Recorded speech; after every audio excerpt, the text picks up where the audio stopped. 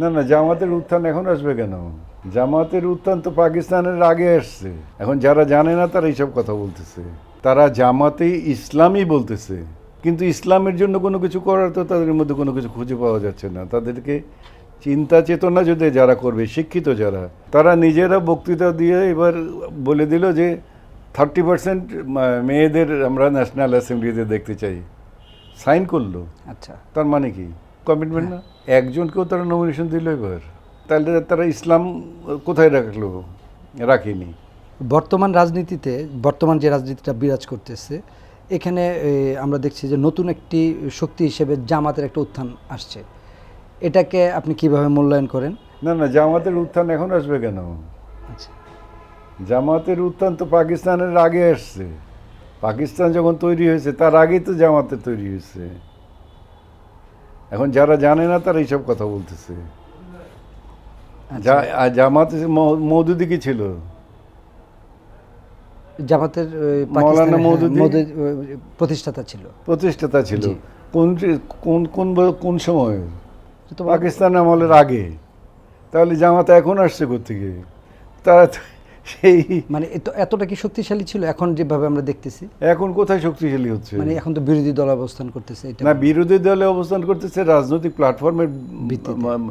ভ্রান্ত নীতির কারণের জন্যে এবং তাদের নিজস্ব ভুল ভ্রান্তির কারণের জন্য তারা জামাতে ইসলামই বলতেছে, কিন্তু ইসলামের জন্য কোনো কিছু করার তো তাদের মধ্যে কোনো কিছু খুঁজে পাওয়া যাচ্ছে না। তাদেরকে চিন্তা চেতনা যদি যারা করবে, শিক্ষিত যারা, অশিক্ষিত যারা তারা তো কিছু গেল, কিন্তু শিক্ষিত যারা, তারা নিজেরা বক্তৃতা দিয়ে এবার বলে দিল যে 30% মেয়েদের আমরা ন্যাশনাল অ্যাসেম্বলিতে দেখতে চাই।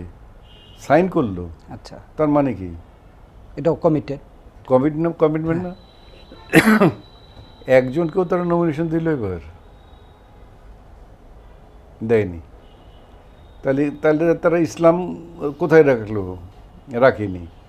নাম্বার 2, আপনি মনে করেন যে এই যে জামাতে ইসলাম তারা বলছে যে আমরা ধর্মের প্রচার, ধর্মের সব কিছু অনুশাসন মেনে চলব।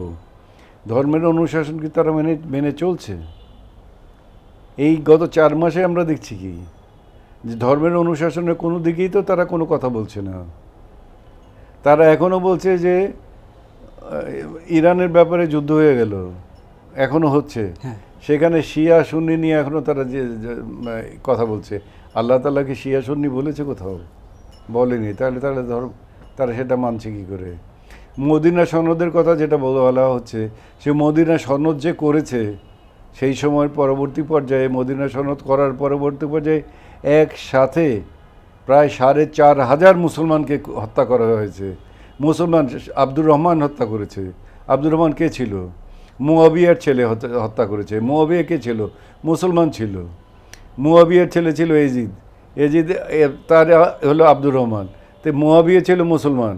তো মুয়াবিয়ার শাগরিদরা হচ্ছে ওহাবি, তারা মুসলমান। তো কোন মুসলমান তারা করতে চাচ্ছে? কারণ এক ইসলামী বলতেছে এইটা জামাত ইসলামী না, আর এক ইসলামী বলতেছে না এইটা জামাত ইসলামী না, আর এক ইসলামী বলতেছে যে না এটা লাস্ট খলিফা হজরত লাস্ট খলিফা হজরত আলী, এইটাও না। তো এই যে নিজেরা বিতর্ক সৃষ্টি করে ধর্মটাকে বিতর্ক সৃষ্টি করে রাখছে, সেখানে তো সত্যিকারভাবে ধার্মিক সৃষ্টি হচ্ছে না। আপনারা যেমন আপারম্য মানুষের তারকা, আপনারা সবাই আপনাদেরকে পছন্দ করে, তাদের কি রাজনীতিতে আসা উচিত এই ধরনের তারকাদের? না, এটা ব্যাপারটা হচ্ছে কি, মানে প্রশ্নটা, মানে ইদানিংকালের প্রশ্নটা করে এমন একটা মানে খিচুড়ির মতো ভেজাল বানিয়ে ফেলেছে। একটা লোক যে চাকরি করে, যে সেই লোকটা কি ছেলে মেয়েদের বাবা হিসেবে সে তার ডিউটি করতেছে না? করতেছে। সে যদি বিকালবেলায় সে মধ্যে মধ্যে দোকানদারি করতেছে না? করতেছে। তাহলে সে যদি 3-4টা জিনিস করতে পারে, তো এটাও একটা তো চাকরি। It is some sort of service. জীবনে বেঁচে থাকার জন্যে আমি এই সার্ভিসটাতে অ্যাকসেপ্টেড হয়েছি।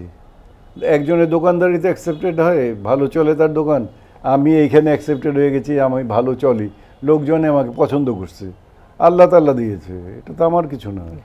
এবং সেখানে অ্যাকসেপ্টেড হয়েছি এটা আমি, এবং সেটা আমি আমার নিয়ে আমি চুরি ডাকাতি না করি, আমি আমার হালাল রুজি দিয়ে আমার জীবনটা কাটিয়ে যাচ্ছি।